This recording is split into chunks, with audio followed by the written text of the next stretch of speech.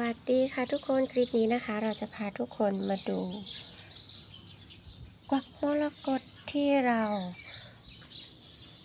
ดูแลด้วยการกระตุ้นให้เขามีหน่อใหม่ให้โตไวแบบนี้นะทุกคนนะ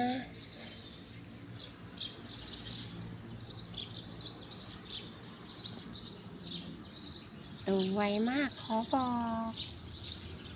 ไม่ถึง2 เดือนนะทุกคนใหญ่เท่านี้เลยถือว่าดินเราดีมาก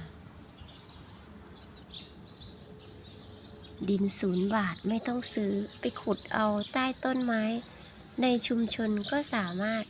ดูแลกวักมรกตให้เขาแบบต้นใหญ่ใบโตต้นสวยและที่สำคัญไม่ต้องซื้อดินปลูกด้วยนะทุกคนนะ